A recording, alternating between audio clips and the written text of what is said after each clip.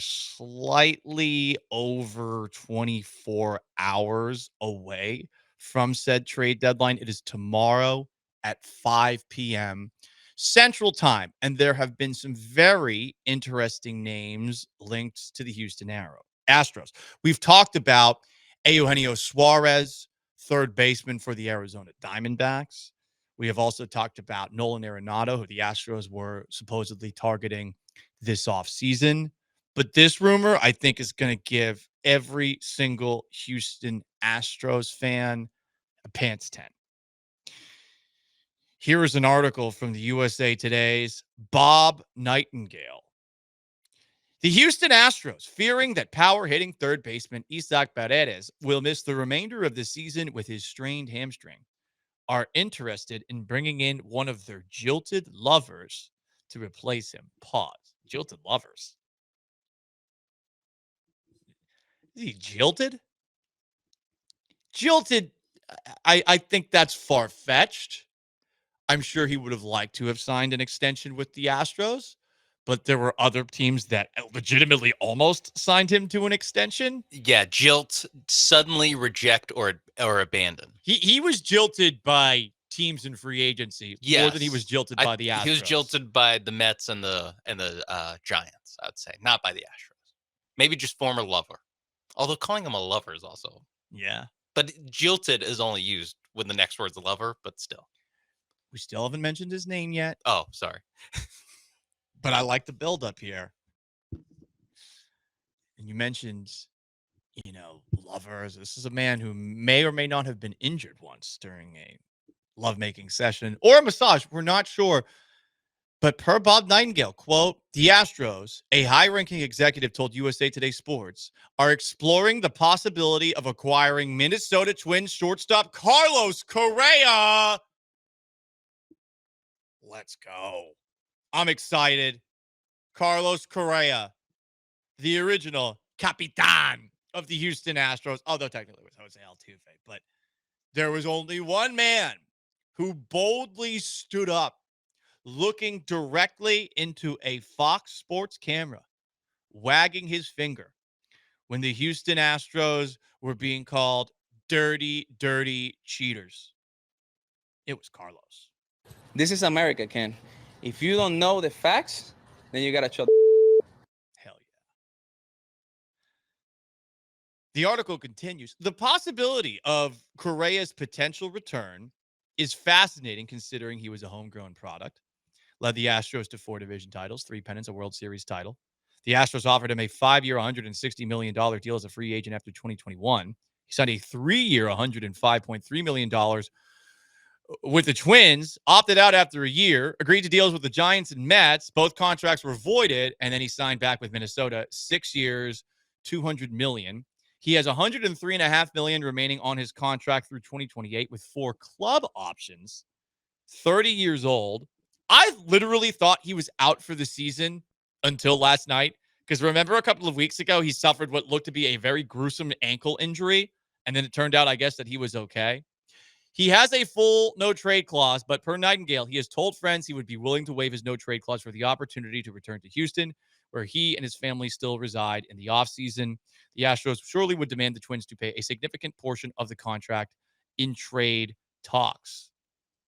This is very exciting. Very, very exciting. I would love to see Carlos Correa back here.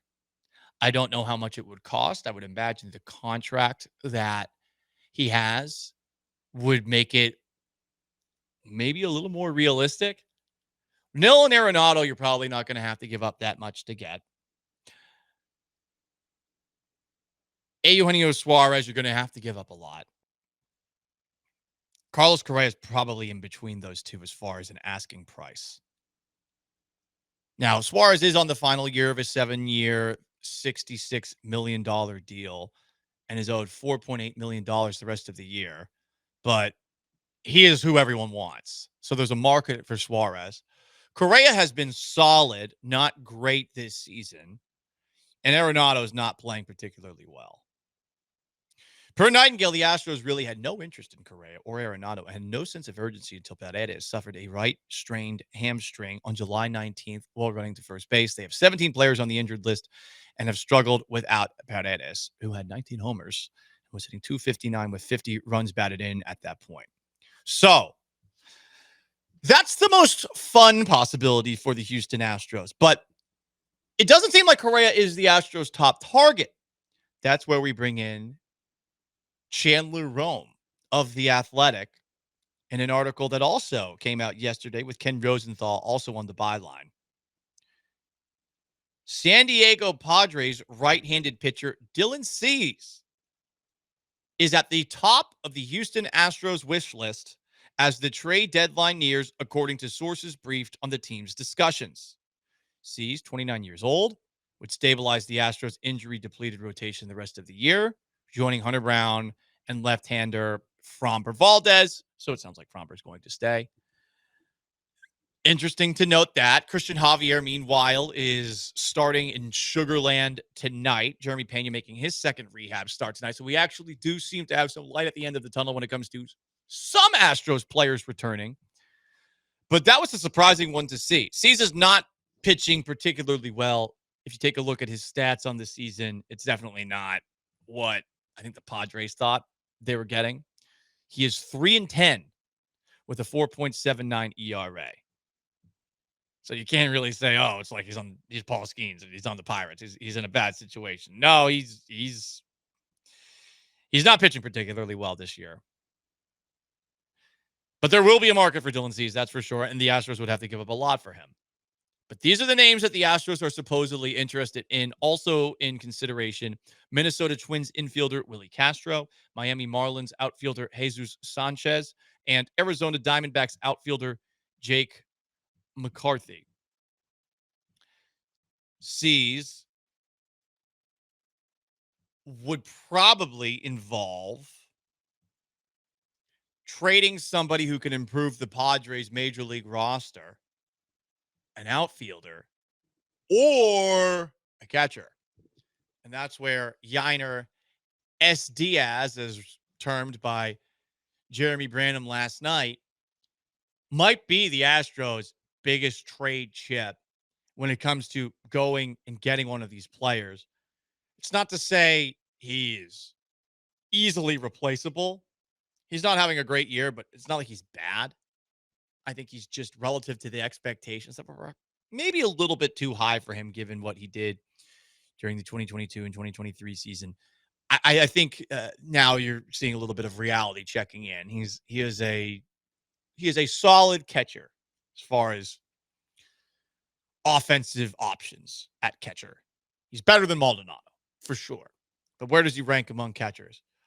So if the Padres are looking for a catcher, they supposedly are, this is a guy that you could potentially move and say, all right, well, next man up, we're going to put Victor Caratini in as our mostly everyday catcher. And then I don't know if it's Cesar Salazar, if it's somebody else that comes up that's the occasional spot guy. But this is one of those things where you're like, all right, we just got to hope that we will not have another injury the rest of the year.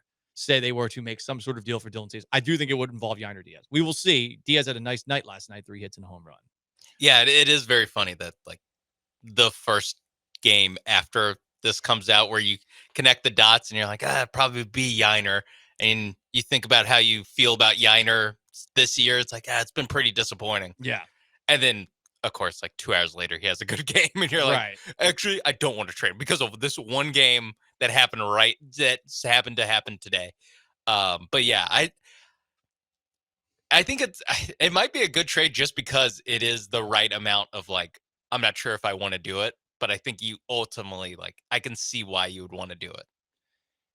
It's flashy. Yeah. And that's what Jim Crane likes. And I do wonder if Jim Crane is coming into Dana Brown's office. He's got the Letterman jacket on. Perhaps he's pulling a Bryce Harper. He's got a bat in his hand. Yeah. He's like, hey, man, listen, the window's always open. Takes the bat. Bam! Smashes a window. When I say the window's always open, Dana, I mean the window's always open. I'll open this window for you, you son of a bitch. You better get something flashy, shiny for me. I want it, my precious. Okay, so he's a mixture of I don't know. He's all over the place. Gollum, Glengarry Glen Ross, Yep.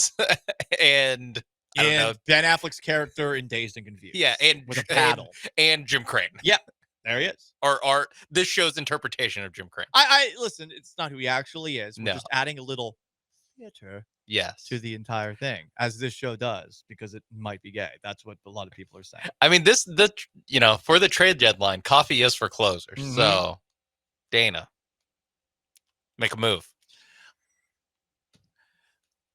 I don't think the Astros necessarily need to make a move. That said, getting teased like this makes me want to move. Yeah, you can't go maybe Carlos Correa and then actually nothing. We like what we have. Getting Jeremy Pena is kind of like getting a guy at the deadline. Like you can't. In my mind, just to the fans, it'd be pretty rough. B, just this team does need an extra major league hitter, like a major league contributor. Honestly, Right. The pitching stuff, it's more up in the air because we'll see what Theoretically, guys are coming back. Yes, but what do you expect from them when they come back? Yada yada yada. Yeah, exactly. I like Cease as like I've mentioned before, like this year's Yusei Kikuchi, because Yusei Kikuchi last year, I think he had like a 5.5 ERA. Like he was having a rough year. Cease has been good more recently than Kikuchi had.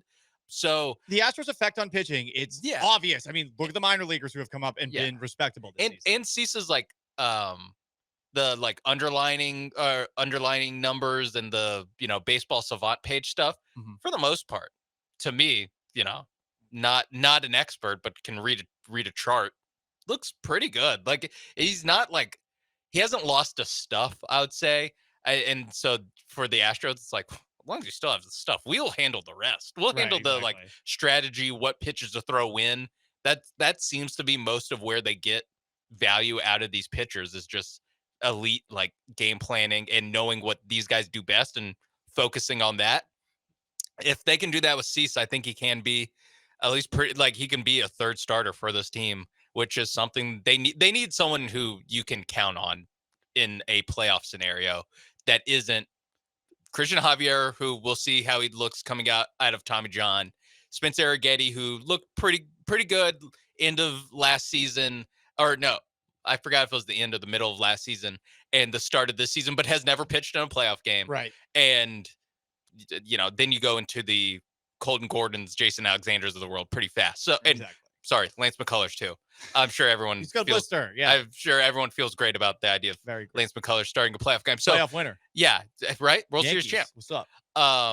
Yeah. I think that Dylan Cease would fit that need of like, hey, this is a guy that you can credibly start in a playoff game. Trade deadline tomorrow, 5 Central Time.